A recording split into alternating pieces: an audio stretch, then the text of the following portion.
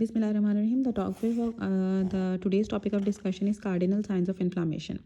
Cardinal science of inflammation के अंदर सबसे पहले आता है रूबर, जिसे हम कहते हैं रेडनेस, कॉलर जिसे हम कहते हैं वार्म, ट्यूमर जिसे हम कहते हैं स्वेलिंग, पेन जिसे हम डॉलर कहते हैं, और लास्टली फीवर डेवलप हो जाता है। अब रेडनेस क्यों डेवलप होती है जब इन्फ्लामेशन होती है, या फिर आपको वहाँ पे जो आपकी स्किन होती है वो वार्म क्यों हो जाती है। जब वेज़ोडाइलेशन होती है, ब्लड फ्लो ज़्यादा हो जाने की वजह से आपका जो है वार्मथ डेवलप हो जाती है और रेडनेस डेवलप हो जाती है। ये किस तरह से होती है कि आपके जो आर्टीरियोलर स्मूथ मसल्स होते हैं वो रिलैक्स करते हैं, और इसके लिए हिस्टामीन्स, प्रोस्टाग्लैंडिन्स एंड ब्रेडिकाइनिन्स। हमने पढ़ा था कि जो ब्रेडिकाइनिन होता है वो भी वेज़ोडाइलेशन कराता है, जो हिस्टामिन होता है वो भी वेज़ोडाइलेशन कराता है, और इसी तरह से जो प्रोस्टाग्लैंडिन्स I2, D2 और E2 होते हैं ये भी वेज़ोडाइलेशन कराते हैं, और आपके वहाँ पे ब्लड फ्लो ज़्यादा हो जाएगा, इसलिए वो जगह रेड भी हो जाएगी और वहाँ पे वार्मथ भी आ जाएगी, क्योंकि टेम्परेचर जो है वो भी हमारे ब्लड से ही मेंटेन हो रहा होता है। स्वेलिंग क्यों होती है? क्योंकि फ्लूइड लीक करना स्टार्ट कर देता है आपके पोस्ट कैपिलरी विन्यूल्स से।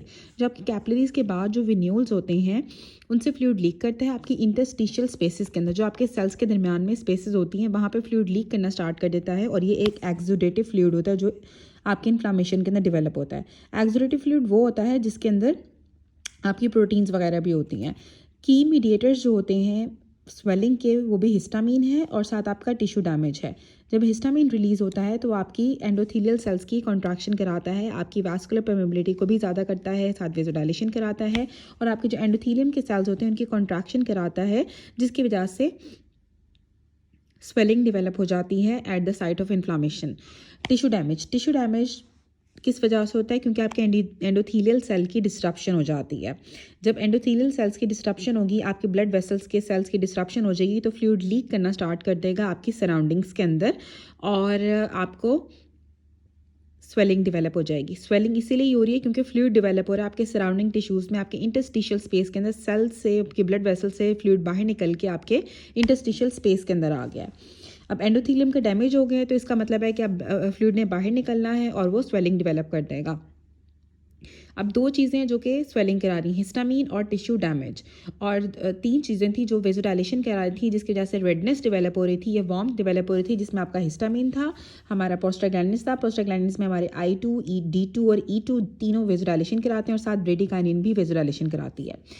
थर्ड चीज़ जो होती है वो पेन डेवलप हो जाता है। पेन होता है प्रोस्टाग्लैंडिन्स E2 की वजह से और ब्रेडिकाइनिन की वजह से, क्योंकि ये सेंसिटाइज करता है आपके सेंसरी नर्व एंडिंग्स को। प्रोस्टाग्लैंडिन्स E2 एंड ब्रेडिकाइनिन आपका पेन कराते हैं। चीज़ होती है वो आपको फीवर डेवलप हो जाता है जब आपको एक्यूट इन्फ्लामेशन होती है। जो बैक्टीरिया होता है उसके ऊपर लाइपोपॉलीसेकेराइड्स होते हैं उनकी आउटर सेल मेम्ब्रेन के अंदर, जो कि पायरोजेंस के तौर पे एक्ट करते हैं। जो मैक्रोफेजिस को क्या करेंगे? स्टिमुलेट करेंगे। मैक्रोफेज आपके इंटरलेकिन 1 को और ट्यूमर नेक्रोटिक फैक्टर को रिलीज़ करते हैं, जो अल्टीमेटली आपकी साइक्लो ऑक्सीजनेज की एक्टिविटी को ज़्यादा कर देते हैं। जब साइक्लो ऑक्सीजनेज ज़्यादा होगी पेरीवास्कुलर सेल्स ऑफ द हाइपोथैलेमस के अंदर, तो ऑब्वियसली आपके प्रोस्टाग्लैंडिन्स रिलीज होंगे, और जो प्रोस्टाग्लैंडिन्स E2 थे वो हमने पढ़ा था कि टेम्परेचर सेट पॉइंट को भी रेज कर देते हैं, और आपको टेम्परेचर